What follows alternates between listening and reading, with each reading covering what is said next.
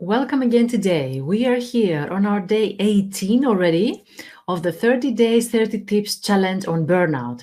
And today we have a very hot topic. Why we burn out? I mean, we have been talking about burnout for 18 days already, but we haven't actually figured out why do we initially burn out? What are the factors that contribute to us reaching a point where we feel that we cannot take any more? So, to cut a long story short, I will try to explain the reason for a burnout, and I will actually categorize them into the reasons that they are outside of us, external factors that contribute to having a burnout, and inside of us, internal factors. So let's start with the easy stuff, the outside of us. Why do we burn out? First of all, the obvious reason, high workload. We have a lot of work and a lot of tasks piling up on top of each other, and we cannot manage. And there has been a lot of accumulation, and we cannot take a day off because of the deadlines. And we have been working for a long time, overtime. So that's one main reason. Also, we have little or no control over our work. Sometimes we cannot have the overview even from our project. We're just having a little part, and we're just accepting or taking orders from other people, and that can be very frustrating sometimes. Another reason, it can be that our job is maybe monotonous, maybe a lonely job. We don't have colleagues around us. We work mainly solo from home, maybe, especially now with the pandemic, or maybe our job is not our passion anymore. We are not getting a lot of enthusiasm when we're working with our during our work. So it's a little bit boring. That can also be a reason why we're slowly burning out. Or it can be because we have unclear job expectations. We don't know what's expected. So sometimes we're giving too little or maybe too much.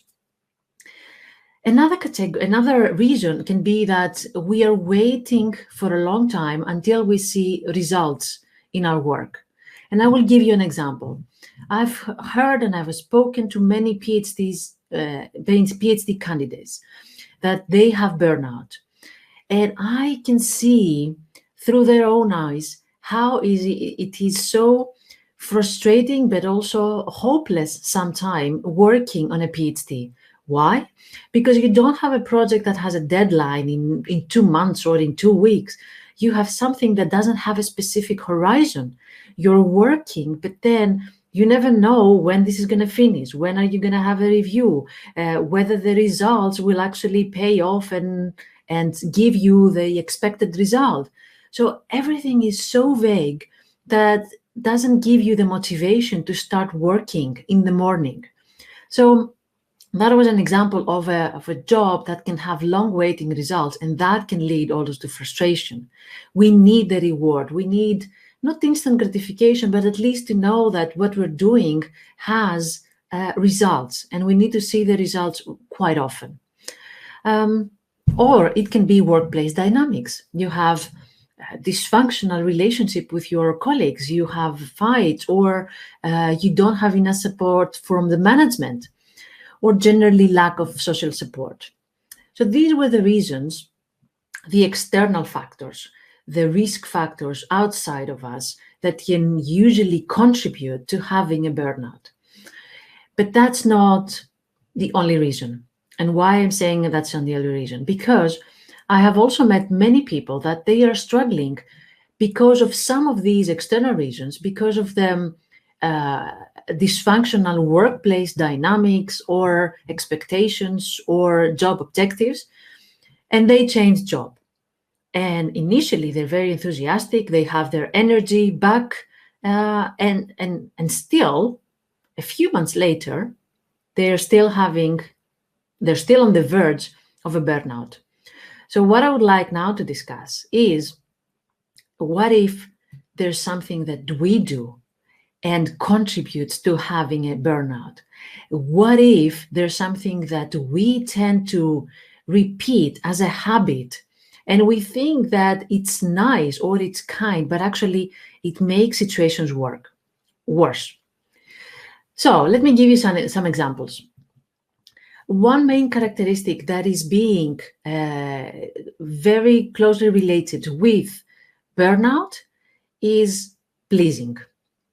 Pleasing other people, saying yes actually more times than we should be saying yes, not saying no when we cannot do something, when we don't have the energy for something, when it's not our role, our department, let's say, to do something, but because we want to be liked, or because we're afraid that we're going to lose our job, or because we are afraid that people will be disappointed or will talk behind our backs, then we're saying yes. So pleasing can be one thing that we're doing, one behavior that we're having, and we contribute to the possibility of having a burnout. Another reason, another characteristic that we may have and can create the circumstances for a burnout is perfectionism. I've been talking about perfectionism all the time. So perfectionism means that I'm never satisfied with what I'm doing. It's not about perfectionism, it's not about achieving perfect results. No. It's more about believing that whatever I do will not be enough, and I need to do more and more and more every time. So you can imagine that a perfectionist not only doesn't rest, not only he is stressed all the time about what he can do more, but at the same time, he never rewards himself about the things that he has done. The recipe for a burnout. Join the club. So perfectionism. So I'm mentioning these characteristics like pleasing or perfectionism, and we can call them all these like saboteurs, like the things we do and sabotage ourselves. Another saboteur can be avoiding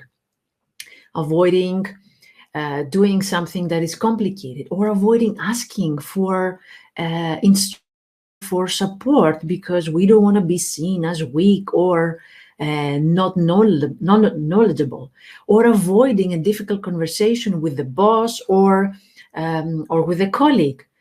Where do you think that all this pressure goes? It stays inside us. It's piling up. So avoiding can only give short-term satisfaction because we're avoiding something uncomfortable, but in the long run, it stays in our system, it piles up, it accumulates, and it creates a domino effect with more negative impact. Another thing that can contribute, a personal factor that can contribute to having a burnout can be a strong identification with work. What does it mean? It means that we are our job. We forget all the other roles that we have in our life. We forget that we are a partner, that we are a mother or a father. We forget that we are a friend, that we forget that we are whatever another role can be, another responsibility that we have in our life. We forget how complex life is, and we are not only our job, but people that they identify so much with their work, they actually believe that this is the only thing that I can do and succeed, and this is the only thing that people expect from me, that I have to succeed. I have to give all my energy there. And they, of course, they forget about the rest of the areas of their life, but at the same time, any small mistake or any small failure in the area of work seems like catastrophic, seems like detrimental. So you can imagine how scared we are and how easy it is to get a burnout when so much depends on only one area of our life. The same thing that we say, in other words, work-life balance. People that they don't have work-life balance, and of course the weight falls more on their work area, and they forget other things that give them joy and pleasure in their life, of course they're more prone to have a burnout. Little or no self-care, that can also be a factor that can bring us closer to a burnout. We forget to do basic things. I'm not talking about something very complicated. We forget to eat, exercise, sleep. So all these can also lead to burnout faster. So, as you can see, there is a whole bunch of reasons why people burn out. What are your reasons? and see also the external, but also the internal reasons. What is something that is coming from the environment, and what is something that is coming from you? And if you think that there are a lot of reasons that they're coming from you internally, from personal,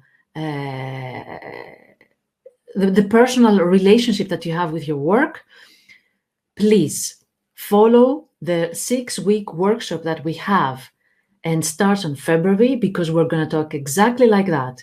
How to change perfectionism, how to understand self-sabotage and change it, how to practice more self-care, how to practice boundaries. That's a big chapter.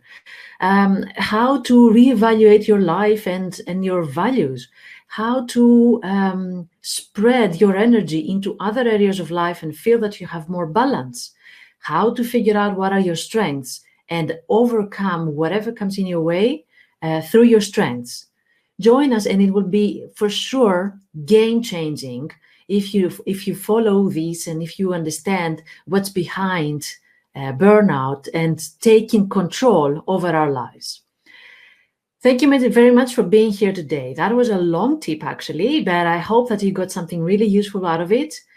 See you tomorrow with the next tip, and contact me if you have any question about burnout, about our today tip, or about the workshop.